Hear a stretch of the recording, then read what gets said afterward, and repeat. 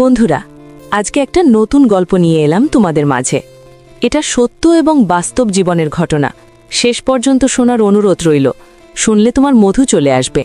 দেরি না করে চলো শুরু করা যাক। সেদিন দুপুরবেলা গরমটা যেন একটু বেশি ছিল, বাতাসও থমকে গেছে। আমি ঘরের ভেতর একটু বিশ্রাম নিচ্ছিলাম। হঠাৎ দরজায় হালকা করে নাড়ার শব্দ পেলাম। দরজা খুলে দেখি একজন যুবক দাঁড়িয়ে আছে।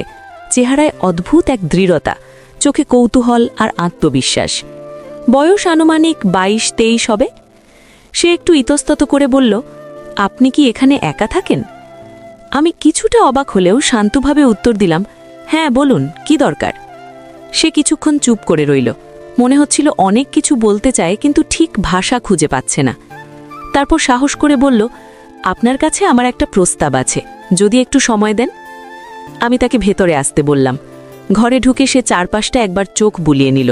তার দৃষ্টিতে অদ্ভুত এক মনোযোগ ছিল, যা আমাকে কিছুটা অস্বস্তিতে ফেললেও বিরক্ত করেনি। আমি জিজ্ঞেস করলাম, কি প্রস্তাব? সে বলল, আমি আপনার বাড়ির পাশের দোকানটা ভাড়া নিতে চাই। তার কথা শুনে আমি একটু হেসে ফেললাম, কারণ ওই দোকানটা অনেক দিন ধরেই খালি পড়ে আছে। আগেও কয়েকজন ভাড়া নিয়েছিল, কিন্তু কেউ বেশি দিন টিকতে পারেনি। সবাই বলতো জায়গাটা ব্যবসার জন্য ভালো না। আমি বললাম, দোকানটা কেউ চালাতে পারেনি, তুমি পারবে বলে মনে করছো? সে শান্ত গলায় উত্তর দিল, চেষ্টা না করলে তো জানা যাবে না। আমি পরিশ্রম করতে পারি, সুযোগ পেলে প্রমাণ করব। তার আত্মবিশ্বাস আমাকে অবাক করল। আমি আবার জিজ্ঞেস করলাম, কি ব্যবসা করবে? সে বলল, প্রথমে সাধারণ জিনিসপত্র, পরে নারীদের দৈনন্দিন প্রয়োজনীয় কিছু সামগ্রী রাখব। এখানে সেগুলোর ভালো দোকান নেই। আমি কিছুক্ষণ ভাবলাম, সত্যিই তো, এই এলাকায় নারীদের প্রয়োজনীয় অনেক জিনিস কিনতে মানুষকে দূরে যেতে হয়। তবুও বাস্তবতার কথা মাথায় রেখে বললাম, ভাড়ার টাকা ঠিকমতো দিতে পারবে তো? সে সাথে সাথে বলল, পারব, চাইলে আগামও দিতে পারি। তার কথায় আমি কিছুটা নরম হলাম। তখন নিজের অবস্থার কথাও মনে পড়ে গেল। আমার নাম মায়া, বয়স 32। ছোট শহরে একা একা জীবন কাটানো সহজ না। বাবা মা অনেক আগেই মারা গেছেন। বিয়ের পর কিছুটা স্থিরতা এসেছিল, কিন্তু ভাগ্য আবার অন্যরকম খেয়াল দেখিয়েছে। আমার স্বামী রাহুল দীর্ঘদিন ধরে অসুস্থ। নিয়মিত চিকিৎসা দরকার, কিন্তু টাকার অভাবে অনেক সময় চিকিৎসা করাতে পারি না। সংসারের সব দায়িত্ব আমার কাঁধে। ওই দোকানটাই ছিল আমার ছোট্ট ভরসা। যদি ঠিকঠাক ভাড়া পাই, তাহলে কিছুটা স্বস্তি মিলবে। আমি শেষ পর্যন্ত রাজি হয়ে গেলাম। বললাম, ঠিক আছে, তবে একটা শর্ত, কোনো ঝামেলা চলবে না, সময় মতো ভাড়া দিতে হবে। সে হাসি মুখে বলল, আপনি নিশ্চিন্ত থাকুন। দোকানটা সে দখল নিল। বলল, দোকানেই থাকবে, কারণ আলাদা করে থাকার জায়গা নেয়ার সামর্থ্য এখন নেই। আমার তাতে আপত্তি ছিল না। দোকান আর বাড়ির মাঝখানে একটা ছোট্ট দরজা ছিল, দরকার হলে কথা বলা যেত। কয়েকদিনের মধ্যেই দোকানটার চেহারা পাল্টে গেল। পরিষ্কার পরিচ্ছন্ন, সাজানো গোছানো। সে সকাল থেকে রাত পর্যন্ত কাজ করত। দোকানে আসা যাওয়া শুরু করল। আশ্চর্যের বিষয়, বেশিরভাগ ক্রেতাই ছিল নারী। তার ব্যবহার ছিল ভদ্র, কথাবার্তা মার্জিত, কেউই বিরক্ত হয়ে ফিরত না। ধীরে ধীরে সে আমার ছোটখাটো কাজেও সাহায্য করতে লাগল, বাজার করা, ওষুধ আনা, এসব। আমি একা থাকতাম, তাই তার সহযোগিতা পেয়ে কিছুটা স্বস্তি লাগছিল। আমার স্বামী রাহুলের অবস্থাও তখন ধীরে ধীরে খারাপ হচ্ছিল। রাতে কাশি বাড়ত, শ্বাস নিতে কষ্ট হতো। আমি অনেক সময় ভেঙে পড়তাম। একদিন এমনই এক সন্ধ্যায় চোখের পানি ধরে রাখতে পারলাম না। সে আমাকে দেখে জিজ্ঞেস করল, আপনি কাঁদছেন কেন? আমি প্রথমে কিছু বলতে চাইনি, কিন্তু বুকের ভেতরের চাপ আর ধরে রাখতে পারলাম না। সব বলে ফেললাম। রাহুলের অসুস্থতা, টাকার অভাব, একাকিত্বের কষ্ট। সে মন দিয়ে সব শুনল। তারপর বলল, আপনি একা নন, আমি আছি। তার কথায় অদ্ভুত এক ভরসা পেলাম। বয়সে সে আমার থেকে অনেক ছোট, কিন্তু কথায় এমন দৃঢ়তা, যেন জীবনের অনেক ঝড় সে আগেই দেখে ফেলেছে। আর ঠিক সেই মুহূর্তেই আমার মনে প্রথমবারের মতো একটা প্রশ্ন জেগে উঠল, এই মানুষটা আসলে কে? এই প্রশ্নটা মাথার ভেতর ঘুরপাক খেতে লাগল, কিন্তু তখন প্রশ্ন করার মতো মানসিক অবস্থায় আমি ছিলাম না। রাহুলের শরীর একটু স্থির হলে আমি চুপচাপ বারান্দায় বসে পড়লাম। বুকের ভেতরটা ভারী লাগছিল। এতদিন ধরে সবকিছু একা সামলাতে সামলাতে যেন আমি ক্লান্ত হয়ে পড়েছি। সে আমার পাশে এসে দাঁড়ালো, কিছুক্ষণ চুপ করে রইল। তারপর খুব ধীরে বলল, রাহুল ভাই এখন একটু ভালো আছে, ওষুধটা সময় মতো খাওয়ালে সমস্যা হবে না। আমি মাথা নাড়লাম, কথা বেরোচ্ছিল না, চোখ ভিজে যাচ্ছিল বারবার। সে আর কিছু বলল না। বুঝতে পারলাম সে এমন মানুষ যে অকারণে কথা বাড়ায় না, যেটুকু দরকার ঠিক সেটুকুই বলে। সেই রাতের পর থেকে তার প্রতি আমার দৃষ্টিভঙ্গি বদলাতে শুরু করল। সে আর শুধু দোকানের ভাড়াটে নয়, অজান্তেই আমার দৈনন্দিন জীবনের একটা অংশ হয়ে উঠল। সকালে ঘুম থেকে উঠেই দেখি দোকান খুলে ফেলেছে। মাঝে মাঝে আমার দরজায় হালকা নক করে জিজ্ঞেস করত, কিছু দরকার আছে? আমি না বললে চুপচাপ নিজের কাজে চলে যেত। দোকানটা দিন দিন ভালো চলতে লাগলো। আগে যে দোকান নিয়ে সবাই নেতিবাচক কথা বলতো, এখন সেই দোকানেই ভিড়। বিশেষ করে নারীরা বেশি আসত। তার ব্যবহার ছিল সম্মানজনক, কোথাও সীমা ছাড়িয়ে যেত না। এটাই হয়তো তাকে আলাদা করে তুলেছিল। একদিন বিকেলে আমি রান্না একটু বেশি করে ফেলেছিলাম। এমনিতেই রাহুল ঠিকমতো খেতে পারে না। খাবার নষ্ট না করে দোকানে পাঠিয়ে দিলাম। সে অবাক হয়ে বলল, আপনি কষ্ট করে কেন পাঠালেন? আমি হালকা হেসে বললাম, নষ্ট হবে বলে দিলাম, তুমি খাও। সে সেদিন কিছু বলল না, কিন্তু তারপর থেকে প্রায়ই আমার জন্য ফল, ওষুধ বা ছোটোখাটো জিনিস এনে দিত। আমি নিষেধ করলেও সে শুনত না, বলতো, আপনি আমাকে সুযোগ দিয়েছেন, এটা আমার দায়িত্ব। ধীরে ধীরে আমাদের মধ্যে একটা অদ্ভুত নির্ভরতা তৈরি হয়ে গেল। আমি বাইরে গেলে রাহুলের পাশে সে থাকত। রাহুলও তাকে পছন্দ করতে শুরু করল। দুজনের মধ্যে কি কথা হতো জানি না, কিন্তু আমি ঘরে ফিরলে রাহুলকে আগের চেয়ে শান্ত দেখাতো। একদিন রাহুল আমাকে বলল, ছেলেটা ভালো, অনেক দায়িত্ববান। আমি কিছু বলিনি, শুধু মনে মনে ভাবলাম, আমি কি খুব সহজেই বিশ্বাস করে ফেলছি, নাকি জীবনের ক্লান্তি আমাকে কাউকে ভরসা করার জন্য মরিয়া করে তুলেছে। কয়েকদিন পর হঠাৎ করে ঋতু পরিবর্তনের সময় রাহুলের অবস্থা আবার খারাপ হয়ে গেল। জ্বর, শ্বাসকষ্ট সব একসাথে। হাসপাতালে নেওয়ার কথা ভাবতেই মাথা ঘুরে গেল। খরচের কথা মনে পড়ে বুকটা কেঁপে উঠল। সেদিন আর আমি নিজেকে ধরে রাখতে পারিনি, চোখের পানি গড়িয়ে পড়ছিল। ঠিক তখনই সে আমাকে দেখে ফেলল। আপনি কাঁদছেন কেন? তার গলায় চিন্তা। আমি প্রথমে চুপ করেছিলাম, তারপর সব বলে ফেললাম। টাকার অভাব, হাসপাতালের খরচ, একাকিত্ব আর একটা অদ্ভুত শূন্যতা, যেটা কাউকে বলে বোঝানো যায় না। সে মনোযোগ দিয়ে সব শুনল, তারপর খুব শান্তভাবে বলল, আপনাকে একা সব সামলাতে হবে কেন? আপনি চাইলে আমি পাশে থাকতে পারি। আমি অবাক হয়ে তাকালাম, তুমি কি বলছো এসব? সে চোখ নামিয়ে বলল, আমি জানি আমার সীমা কোথায়, কিন্তু মানুষের পাশে দাঁড়ানো কোনো অপরাধ না। তার কথায় কোনো বাড়াবাড়ি ছিল না, ছিল না কোনো লোভ, ছিল শুধু আন্তরিকতা। সেই মুহূর্তে আমার মনে হলো অনেক দিন পর কেউ সত্যি করে আমার কষ্টটা বুঝেছে। সেদিনের পর থেকে সে আরও বেশি দায়িত্ব নিতে লাগল। রাহুলের ওষুধের সময় মনে করিয়ে দিত, রাতে জেগে থাকত। আমি বাইরে গেলে চিন্তা করতাম না, কোথাও একটা ভরসার জায়গা তৈরি হয়ে গেছে। কিন্তু আমি বুঝতে পারছিলাম না, এই ভরসাটাই কি ভবিষ্যতে আমার জীবনের সবচেয়ে বড় প্রশ্ন হয়ে দাঁড়াবে। কারণ এক রাতে সবাই ঘুমিয়ে পড়ার পর দোকানের দরজার কাছে দাঁড়িয়ে সে আমাকে এমন একটা কথা বলল, যেটা শুনে আমার শরীরটা ঠান্ডা হয়ে গেল। আর মনে হলো সামনে হয়তো এমন একটা সত্য অপেক্ষা করছে, যার জন্য আমি মোটেও প্রস্তুত নই। সে খুব নিচু গলায় বলল, আপা, একটা কথা আছে, ভুল বুঝবেন না, কিন্তু এটা না বললে আমি আর শান্তি পাব না। আমি ভেতরে ভেতরে কেঁপে উঠলাম। রাত, নিস্তব্ধতা আর তার এমন গম্ভীর মুখ সব মিলিয়ে আমার বুকের ভেতরটা ধকধক করতে লাগল। আমি জিজ্ঞেস করলাম, কি কথা? সে কিছুক্ষণ চুপ করে রইল, তারপর বলল, আমি যে পরিচয় দিয়ে এসেছি সেটা পুরোটা সত্য না। আমার গলা শুকিয়ে গেল। মানে? সে চোখ নামিয়ে বলল, আমি এখানে শুধু দোকান চালাতে আসিনি, আমি আসলে এই শহরে কাউকে খুঁজতে এসেছি। আমি অবাক হয়ে গেলাম। কাউকে খুঁজতে? কাকে? সে একটু থেমে বলল, আপনার স্বামীকে, রাহুল ভাইকে। এই নামটা শুনে মনে হলো কেউ যেন বুকের ভেতর আঘাত করল। আমি হতভম্ব হয়ে বললাম, আমার স্বামীকে? তুমি তাকে আগে থেকে চেনো? সে মাথা নাড়ল। চেনা বলবো না, কিন্তু তার সম্পর্কে আমি অনেক কিছু জানি। আমি কাঁপা গলায় বললাম, কোথা থেকে জানো? সে দীর্ঘশ্বাস ফেলে বলল, আপা, আমি আপনাকে কিছু বলতে চাই না যা আপনার কষ্ট বাড়াবে, কিন্তু সত্যটা জানলে আপনি অন্তত সাবধান হতে পারবেন। আমি রাগ করব নাকি ভয় পাবো বুঝতে পারছিলাম না। আমার মাথার ভেতর হাজারটা প্রশ্ন। আমি কঠিন গলায় বললাম, তুমি ঘুরিয়ে কথা বলছো কেন? সোজা করে বলো, তুমি কে আর রাহুলকে কেন খুঁজছিলে? সে চোখ তুলে আমার দিকে তাকালো, চোখে অদ্ভুত একটা দুঃখ। আমার নাম সাদাত, আর যেদিন আমি প্রথম আপনার বাড়িতে এসেছিলাম সেদিন থেকেই আমি সবকিছু লক্ষ্য করছিলাম। রাহুল ভাই অসুস্থ, এই কথাটা আমি আগেই জানতাম। আমি থমকে গেলাম। আগেই জানতাম? কিভাবে? সে বলল, কারণ আমি এর আগে হাসপাতালে কাজ করেছি।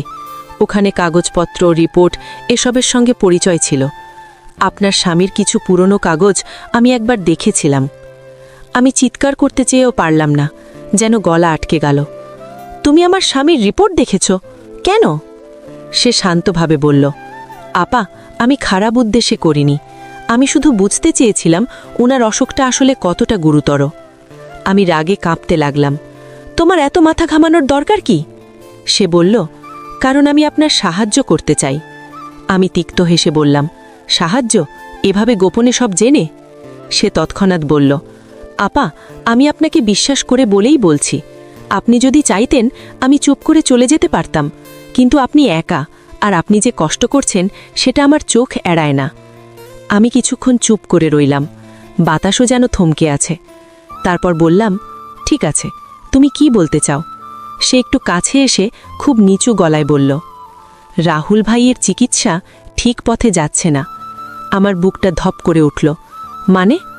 সে বলল, যে ওষুধগুলো উনি খাচ্ছেন সেগুলো হয়তো সাময়িক আরাম দেয়, কিন্তু ভেতরের সমস্যাটা ঠিক হচ্ছে না। আর আপনারা যে ডাক্তারের কাছে যাচ্ছেন তিনি হয়তো সবটা পরিষ্কার করে বলছেন না। আমি চোখ বড় বড় করে তাকালাম। কিভাবে জানো? সে বলল, আমি নিশ্চিত না, কিন্তু রিপোর্টগুলোর কিছু ইঙ্গিত আছে। আর আমি কিছু জিনিস লক্ষ্য করেছি। আমি চাপা গলায় বললাম, কি জিনিস? সে একটু থেমে বলল, আপা, আপনি কি লক্ষ্য করেছেন রাহুল ভাই অনেক সময় আপনাকে দেখলে অস্বাভাবিকভাবে শান্ত হয়ে যান, কিন্তু আপনি চলে গেলে আবার অস্থির হয়ে পড়েন? আমি কথা বলতে পারলাম না, কারণ এটাই তো আমি বহুবার লক্ষ্য করেছি। কিন্তু এটা কি অসুখের স্বাভাবিক অংশ, নাকি অন্য কিছু? সে বলল, আমি আপনার সংসারে অশান্তি আনতে চাই না, কিন্তু একটা কথা বলবো, আপনি যেভাবে নিজেকে শেষ করে দিচ্ছেন সেটা ঠিক না। আপনি অসুস্থ হয়ে পড়লে রাহুল ভাইকে কে সামলাবে? আমি মাথা নুইয়ে ফেললাম, চোখ ভিজে গেল। সত্যি, আমি দিন দিন দুর্বল হয়ে যাচ্ছি। ঘুম নেই, খাবার ঠিকমতো হয় না, কিন্তু এসব কে বোঝে এই শহরে? সাদাত বলল, আপা, আপনি যদি অনুমতি দেন আমি একটা ভালো হাসপাতালের খোঁজ করতে পারি, আরেকজন বিশেষজ্ঞ ডাক্তারের অ্যাপয়েন্টমেন্ট। আমি ফিসফিস করে বললাম, টাকা? সাদাত কিছুক্ষণ চুপ করে রইল, তারপর বলল, আমি নিজের কিছু সঞ্চয় থেকে শুরুতে সাহায্য করতে পারি, বাকিটা পরে দেখা যাবে। আমি যেন বিশ্বাসই করতে পারলাম না। তুমি কেন করবে এসব? সাদাতের মুখটা একটু শক্ত হয়ে গেল, কারণ আমি জানি কারো পাশে কেউ না থাকলে কেমন লাগে। এই কথাটা শুনে আমার বুকের ভেতরটা কেঁপে উঠল। আমি বললাম, তোমার পরিবার? সে চোখ সরিয়ে বলল, নেই, ছিল, এখন নেই। আমি আর কিছু জিজ্ঞেস করলাম না। কিছু বিষয় জিজ্ঞেস না করাই ভালো, এমন একটা অনুভূতি হলো। তারপর দিন সকাল থেকেই সে সত্যিই দৌড়ঝাঁপ শুরু করল। ফোন করা, লোক জিজ্ঞেস করা, কাগজপত্র গোছানো, সব। আমি অবাক হয়ে দেখি সে কাজগুলো এত নিখুঁতভাবে করছে, যেন বহুদিন ধরেই এটা তার দায়িত্ব। রাহুল প্রথমে একটু বিরক্ত হয়েছিল, বলেছিল, এত ঝামেলা কেন, আমি ঠিক আছি। কিন্তু সাদাত খুব সম্মান করে বলেছিল, ভাই, ঝামেলা না, যত দ্রুত সম্ভব সঠিক চিকিৎসা শুরু করা দরকার। আপা অনেক কষ্ট করছেন। রাহুল চুপ করে গিয়েছিল। তারপর থেকে রাহুলও ধীরে ধীরে সাদাতের কথা শুনতে শুরু করল। কয়েকদিন পর আমরা একজন বিশেষজ্ঞ ডাক্তারের কাছে গেলাম। নতুন পরীক্ষা, নতুন রিপোর্ট, সব কিছু আবার। আমি কাগজ হাতে নিয়ে কাঁপছিলাম। মনে হচ্ছিল এবার রিপোর্টে এমন কিছু লেখা থাকবে যা আমার পুরো জীবন পাল্টে দেবে। ডাক্তারের চেম্বার থেকে বেরিয়ে আসার সময় আমার মাথা ঘুরছিল। সাদাত আমার হাত ধরে বলল, আপা, শক্ত থাকুন। আমি ঠোঁট কামড়ে বললাম, ডাক্তার তো বললেন অনেক কিছু লুকানো ছিল, তাহলে এতদিন? আমার কথা শেষ হওয়ার আগেই রাহুল খুব ধীরে বলল, মায়া, আমাকে ক্ষমা করো। আমি থমকে গেলাম। ক্ষমা? কেন? রাহুলের চোখ লাল হয়ে উঠল। সে বলল, আমি তোমাকে সব সত্য বলিনি। ঠিক তখনই মনে হলো এটাই সেই মুহূর্ত যার জন্য আমি প্রস্তুত ছিলাম না। আমার বুকের ভেতরটা হঠাৎ শূন্য হয়ে গেল। আমি রাহুলের মুখের দিকে তাকিয়ে থাকলাম আর বুঝতে পারলাম এখন যে সত্যটা আসছে সেটা শুধু অসুখের নয়, আমাদের সম্পর্কেরও। রাহুল খুব ধীরে ধীরে বলল, মায়া, আমি তোমার কাছে অনেক বড় অন্যায় করেছি। আমি ভেবেছিলাম সত্য বললে তুমি ভেঙে পড়বে, তাই চুপ ছিলাম, কিন্তু আজ আর চুপ থাকা সম্ভব না। আমি গলা শুকিয়ে ফিসফিস করে বললাম, কি সত্য? রাহুল চোখ নামিয়ে বলল, আমার অসুখটা যতটা আমি তোমাকে বলেছি তার চেয়ে অনেক বেশি গুরুতর। ডাক্তাররা আগেই বলেছিল নিয়মিত চিকিৎসা না করলে একসময় অনেক বড় বিপদ হতে পারে, কিন্তু আমি ভয় পেয়েছিলাম। আমি কাঁপা হাতে চেয়ারের হাতলটা আঁকড়ে ধরলাম। ভয় পেয়েছিলে বলে আমি জানব না? আমি তো তোমার স্ত্রী। রাহুল চোখের পানি মুছল। আমি তোমাকে কষ্ট দিতে চাইনি, তুমি এত কষ্ট করো, তোমাকে আর বেশি বোঝা দিতে চাইনি। আমি তিক্ত হাসলাম। বোঝা তো এমনিতেই আমার ওপরই পড়েছে, শুধু আমি জানতাম না কেন সবকিছু এত কঠিন হয়ে যাচ্ছে। সাদাত পাশে দাঁড়িয়েছিল, সে কোনো কথা বলেনি, কিন্তু তার চোখে ছিল এক ধরনের সতর্কতা, যেন সে জানত এখানে কথার চেয়ে অনুভূতিই বেশি কাজ করবে। রাহুল আবার বলল, আরেকটা সত্য আছে। আমি একদম স্থির হয়ে গেলাম, বুকের ভেতরটা ধুকপুক করতে লাগল। আরেকটা? রাহুল খুব ধীরে মাথা নাড়ল। আমার চিকিৎসার জন্য যে টাকা দরকার ছিল আমি সেটা জোগাড় করতে পারিনি, কিন্তু আমি তোমাকে বলতে পারিনি, কারণ আমি লজ্জা পেতাম। আমি চুপ। আমার চোখের সামনে ভেসে উঠল আমি কতবার বলেছি চলো একসাথে সামলাই, আর রাহুল কতবার বলেছে না, ঠিক হয়ে যাবে। সাদাত এবার শান্তভাবে বলল, ভাই, লজ্জা মানুষের শত্রু, কিন্তু এখন সত্য বলাটা জরুরি, কারণ আপা আপনার জন্য সব কিছু করছেন। রাহুল মাথা নিচু করে বলল, আমি জানি। আমরা সেদিন বাড়ি ফিরলাম। পথ জুড়ে আমি একটা কথাও বলিনি। রাহুলও চুপ ছিল। সাদাত আমাদের সাথে ছিল, কিন্তু সেও কথা বাড়ায়নি, শুধু মাঝে মাঝে জিজ্ঞেস করছিল, আপা পানি খাবেন? আপা ধীরে হাঁটুন। বাড়ি এসে রাহুল ঘুমিয়ে পড়ল। ওষুধের কারণে শরীরটা ভারী হয়ে গিয়েছিল। আমি বারান্দায় বসে থাকলাম। মাথার ভেতরে শুধু একটাই শব্দ ঘুরছিল, সত্য। কেন এতদিন সত্যটা লুকানো হলো? কেন আমার উপর ভরসা করা হলো না? আর সবচেয়ে বড় কথা, আমি কি সত্যিই কাউকে বিশ্বাস করতে পারি? সাদাত দরজার কাছে এসে দাঁড়ালো। আপা, আপনি কিছু খাবেন না? আমি খুব নিচু গলায় বললাম, খিদে নেই। সে কিছুক্ষণ চুপ করে থেকে বলল, আপনি চাইলে আমি আজ দোকান বন্ধ করে দেব, কাল থেকে আবার। আমি তাকিয়ে বললাম, তুমি এত করছো কেন সাদাত? সে একটু থমকে গেল, তারপর বলল, কারণ আমি জানি কেউ পাশে না থাকলে মানুষ ভেঙে পড়ে, আপনি ভাঙবেন না। আমি হালকা হাসলাম, কিন্তু চোখ ভিজে গেল। তুমি কিভাবে এত নিশ্চয়তা নিয়ে কথা বলো? সাদাত খুব শান্তভাবে বলল, কারণ আমার জীবনে এমন সময় এসেছে যখন আমি ভেঙে পড়েছিলাম, আর তখন কেউ ছিল না। আমি আর কিছু জিজ্ঞেস করলাম না। কিছু কষ্টের গল্প জোর করে টেনে আনতে নেই, আমি সেটা বুঝি। পরের কয়েকদিন রাহুলের চিকিৎসা নিয়েই ব্যস্ত ছিলাম। সাদাত সব গুছিয়ে দিচ্ছে, অ্যাপয়েন্টমেন্ট, পরীক্ষা, ওষুধ, সব। টাকা লাগছে। আমার সঞ্চয় বলতে তেমন কিছু নেই, দোকানের ভাড়া আর সামান্য কিছু জমানো, এতেই চলছিল। এক রাতে হিসেব করতে গিয়ে আমি বুঝলাম সামনে বড় ধাক্কা আসছে। আমি টেবিলে মাথা রেখে কেঁদে ফেললাম, আর ঠিক তখনই দরজায় নক। সাদাত ভেতরে ঢুকে বলল, আপা আপনি কিছু খাবেন না? আমি খুব নিচু গলায় বললাম, খিদে নেই। সে কিছুক্ষণ চুপ করে থেকে বলল, আপনি চাইলে আমি আজ দোকান বন্ধ করে দেব, কাল থেকে আবার। আমি তাকিয়ে বললাম, তুমি এত করছো কেন সাদাত? সে একটু থমকে গেল, তারপর বলল, কারণ আমি জানি কেউ পাশে না থাকলে মানুষ ভেঙে পড়ে, আপনি ভাঙবেন না। আমি হালকা হাসলাম, কিন্তু চোখ ভিজে গেল। তুমি কিভাবে এত নিশ্চয়তা নিয়ে কথা বলো? সাদাত খুব শান্তভাবে বলল, কারণ আমার জীবনে এমন সময় এসেছে যখন আমি ভেঙে পড়েছিলাম, আর তখন কেউ ছিল না। কি কাজ? সে বলল, আমি অনলাইনে কিছু কাজ শিখেছি, ডেলিভারি, ইনভেন্টরি ম্যানেজমেন্ট, হিসাব, এসব। দোকানটা আরও ভালো চালাবো, বিক্রি বাড়লে আপনার ভাড়াও নিয়মিত হবে, আর আপনি চিকিৎসার খরচ সামলাতে পারবেন। আমি নির্বাক হয়ে তাকিয়ে থাকলাম। সে যেন একটা সমস্যা দেখলেই তার ভেতর থেকে সমাধান বের করে ফেলে। আমি ফিসফিস করে বললাম, তুমি সত্যি অদ্ভুত।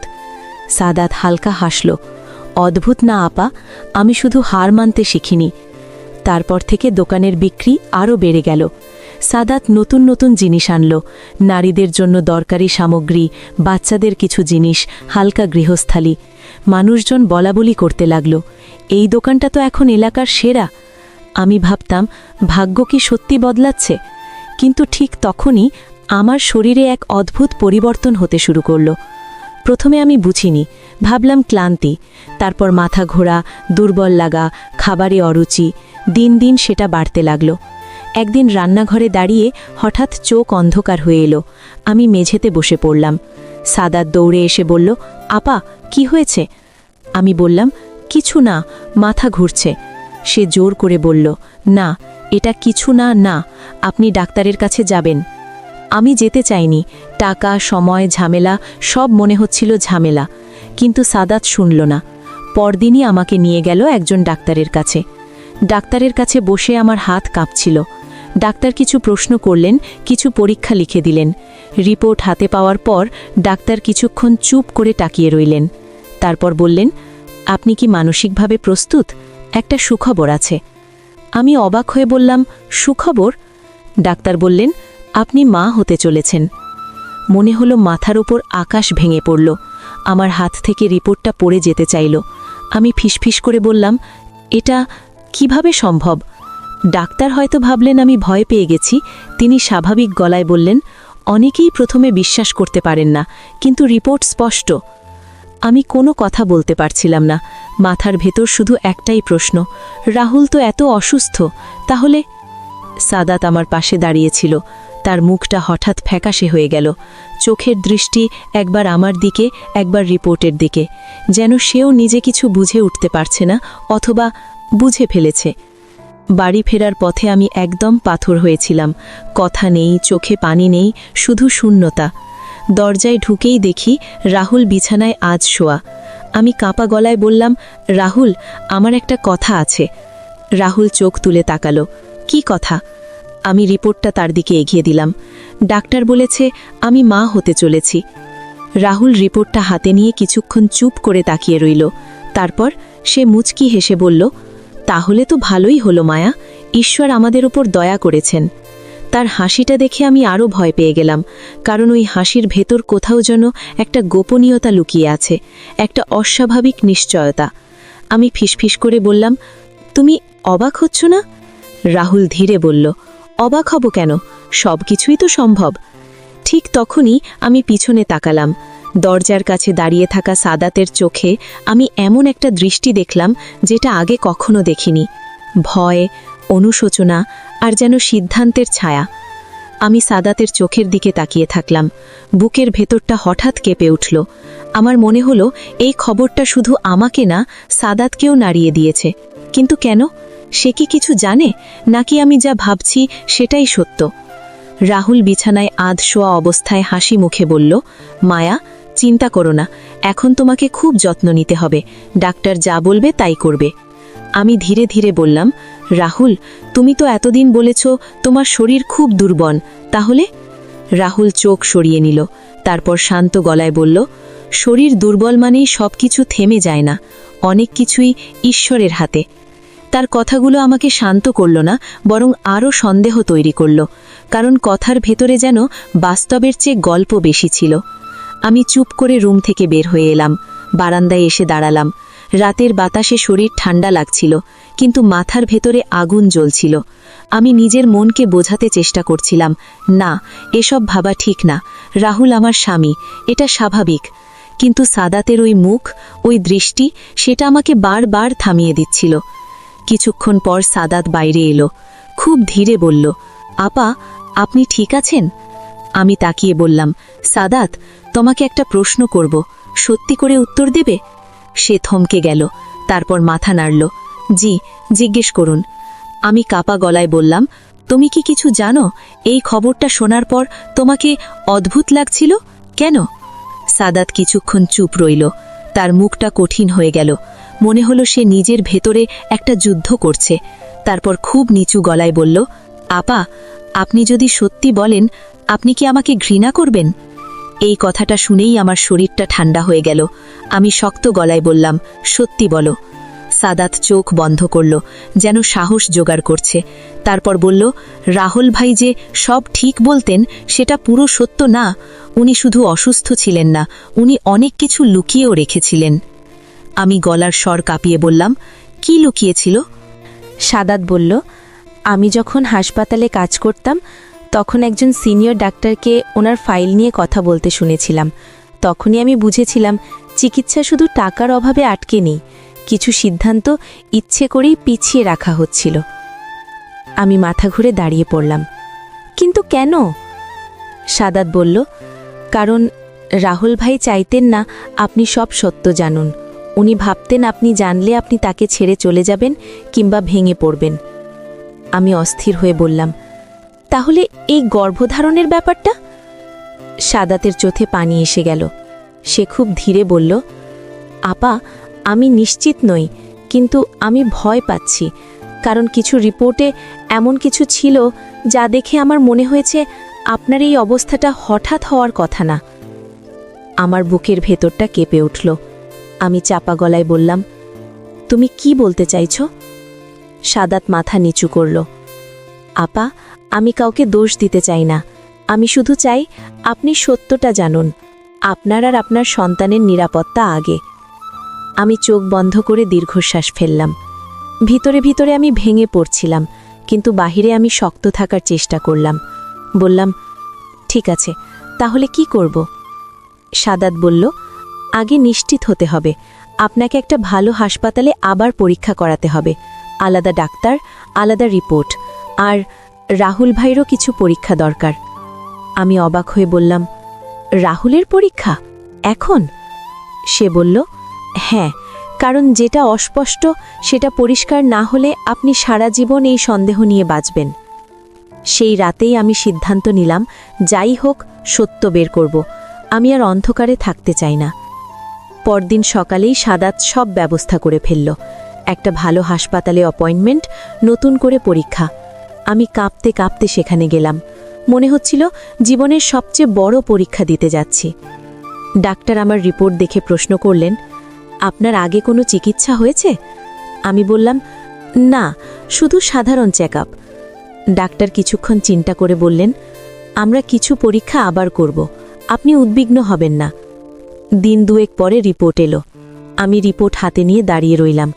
হাত কাঁপছিল, চোখের সামনে সব ঝাপসা। ডাক্তার খুব শান্তভাবে বললেন, আপনি সত্যিই গর্ভবতী, তবে আপনার শরীরে কিছু জটিলতা আছে যার জন্য আপনাকে এখন থেকেই কড়া নজরে রাখতে হবে। আমি ফিসফিস করে বললাম, এটা কি বিপজ্জনক? ডাক্তার বললেন, না, ঠিকমতো যত্ন নিলে ঠিক থাকবে, কিন্তু একটা কথা, আপনার সঙ্গীরও পরীক্ষা দরকার। এই কথাটা শুনে আমার বুকের ভেতরটা ধপ করে উঠল। আমি বললাম, আমার স্বামীর? ডাক্তার মাথা নাড়লেন, হ্যাঁ, কারণ কিছু বিষয় পারিবারিক মেডিকেল ইতিহাসের সাথে জড়িত থাকতে পারে। আমি হাসপাতাল থেকে বেরিয়ে এলাম। সাদাত আমার পাশে ছিল। আমি বললাম, রাহুলকে নিয়ে আসতে হবে। সাদাত মাথা নাড়ল, হ্যাঁ আপা। বাড়ি ফিরে আমি রাহুলের কাছে গেলাম। সে তখনও বিছানায়।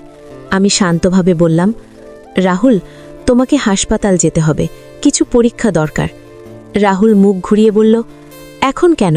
আমি তো ঠিক আছি। আমি শক্ত গলায় বললাম, কারণ আমি সত্য জানতে চাই। রাহুল এক মুহূর্ত থমকে গেল, তারপর হাসির ভেতর রাগ মিশিয়ে বলল, সত্য? কি সত্য? আমি বললাম, তুমি এতদিন আমাকে সব বলনি, তোমার অসুখ, চিকিৎসা সব কিছু লুকিয়েছ। আর এখন আমি মা হতে চলেছি, আমি চাই সব পরিষ্কার হোক। রাহুলের চোখ দুটো কেমন বদলে গেল, তার মুখের হাসিটা মিলিয়ে গেল।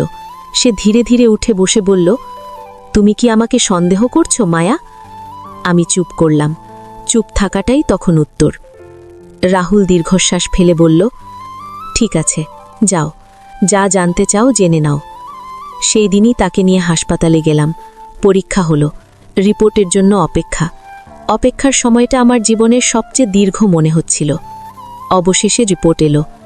ডাক্তার রাহুলের রিপোর্ট দেখে চুপ করে থাকলেন কিছুক্ষণ, তারপর খুব সরাসরি বললেন, আপনার শারীরিক অবস্থার কারণে স্বাভাবিকভাবে বাবা হওয়ার সম্ভাবনা অনেক কম এবং আপনার পুরনো রিপোর্ট অনুযায়ী এই বিষয়টা নতুন না, অনেক দিন ধরেই এমন। আমি যেন মাটিতে বসে পড়লাম, মাথার ভেতরটা শূন্য হয়ে গেল। রাহুল আমার দিকে তাকিয়েছিল, তার চোখে এবার আর কোনো অভিনয় নেই, শুধু ধরা পড়ে যাওয়ার ভয়। আমি কাপা গলায় বললাম, তাহলে আমার বাচ্চাটা? রাহুল ঠোঁট কামড়ে, না, কোনো কথা বের হলো না তার মুখ থেকে। আমি ধীরে ধীরে পিছনে তাকালাম। সাদাত একপাশে দাঁড়িয়েছিল, চোখ নামানো। তার মুখে ছিল গভীর অপরাধবোধ, কিন্তু সেও কিছু বলছিল না। ডাক্তার পরিস্থিতি বুঝে বললেন, আমি কারোর ব্যক্তিগত বিষয়ে ঢুকতে চাই না, কিন্তু সত্যটা আপনারা নিজেদের মধ্যে পরিষ্কার করুন। এখন সবচেয়ে জরুরি হল মায়ার যত্ন এবং তার মানসিক শান্তি। হাসপাতাল থেকে বেরিয়ে আমি একদম চুপ, আমার পৃথিবীটা যেন ভেঙে পড়ছে। বাড়ি ফিরে আমি দরজা বন্ধ করে রাহুলকে বললাম, সত্য বলো। রাহুল দীর্ঘক্ষণ চুপ করে থেকে বলল, মায়া, আমি তোমাকে হারাতে চাইনি। তুমি অসুস্থ হয়ে পড়ার পর তুমি আমাকে এমনভাবে আগলে রেখেছ যে আমি নিজেকে অযোগ্য মনে করতাম। আমি ভেবেছিলাম তুমি একদিন ক্লান্ত হয়ে চলে যাবে। আমি চোখ বড় করে তাকালাম। তাই? রাহুল কাঁদতে কাঁদতে বলল, আমি ভয় পেয়েছিলাম। আমি চাইতাম আমাদের ঘরে একটা আলো আসুক, একটা আশা আসুক। আমি চাইতাম তুমি আরও শক্ত হও। সে বাকিটা বলতে পারছিল না। আমি কঠিন গলায় বললাম, আর সাদাত? রাহুল মাথা নিচু করে বলল, সাদাত? সে শুরুতে শুধু সাহায্য করত, পরে আমি তাকে অনেক কিছু জানাইনি, কিন্তু সে বুঝে ফেলেছিল যে আমি সব কিছু লুকাচ্ছি। সে তোমাকে বাঁচাতে চেয়েছে, আমি তাকে থামাতে পারিনি। আমি সাদাতকে ডাকলাম, সাদাত? সে ধীরে ধীরে এগিয়ে এলো, চোখ ভেজা। আমি বললাম, তুমি এতদিন চুপ ছিলে কেন? সাদাত কাঁপা গলায় বলল, আপা, আমি চেয়েছিলাম আপনার সংসার ভাঙুক না, আমি চেয়েছিলাম আপনার সম্মান নষ্ট হোক না, কিন্তু যখন দেখলাম আপনি একা একা শেষ হয়ে যাচ্ছেন, তখন আর চুপ থাকতে পারিনি। আমি হঠাৎ বুঝতে পারলাম এখানে কেউই পুরোপুরি ভালো বা খারাপ না। রাহুল ভয়ে ভুল করেছে, লুকিয়েছে। সাদাত সত্য চেপে রেখেছে, ভাঙার ভয়ে। আর আমি শুধু বিশ্বাস করে গেছি। আমি গভীর শ্বাস নিয়ে বললাম, এখন কি হবে? রাহুল মাথা নিচু করে বলল, আমি জানি না, আমি শুধু জানি আমি ভুল করেছি। আমি নিজের পেটের দিকে তাকালাম। আমার ভেতরে একটা প্রাণ, সে কোনো দোষ করেনি। আমার চোখে পানি এসে গেল। তারপর আমি ধীরে ধীরে বললাম, আমার বাচ্চার জন্য আমি বাঁচব, আমি শক্ত হব, কিন্তু মিথ্যার উপর আমি আর থাকব না। রাহুল কাঁদতে কাঁদতে বলল, তুমি আমাকে ছেড়ে দেবে? আমি বললাম, আজ না, আগে তোমাকে সত্যি করে চিকিৎসা নিতে হবে, আর আমার সামনে আর কোনো গোপন কথা থাকবে না। যদি আবার লুকাও, আমি চলে যাব। রাহুল মাথা নাড়ল, আমি আর লুকাবো না। সাদাত বলল, আপা, আমি যা করেছি আপনার ক্ষমা পাবার যোগ্য কিনা জানি না, কিন্তু আমি আজও বলবো, আপনি একা নন। আপনি চাইলে আমি পাশে থাকব, তবে সীমার মধ্যে, আপনার সম্মান বজায় রেখে। আমি তার দিকে তাকালাম, তারপর ধীরে বললাম, তুমি পাশে থাকবে, কারণ তুমি পাশে না থাকলে আমি হয়তো সত্যটা কখনো জানতে পারতাম না। সেদিন রাতটা ছিল অদ্ভুত, কান্না, ভয় আর নতুন একটা শপথ সব মিশেছিল। আমি জানতাম সামনে পথ সহজ না, সমাজ কথা বলবে, মানুষ গল্প বানাবে, কিন্তু এবার আমি প্রস্তুত, কারণ এবার আমার সামনে শুধু আমার জীবন না, একটা নতুন জীবনের দায়িত্বও আছে। আর ঠিক সেই দায়িত্বের কথা মনে করেই আমি ধীরে ধীরে নিজের চোখের পানি মুছে বললাম, কাল থেকে নতুন করে শুরু করব।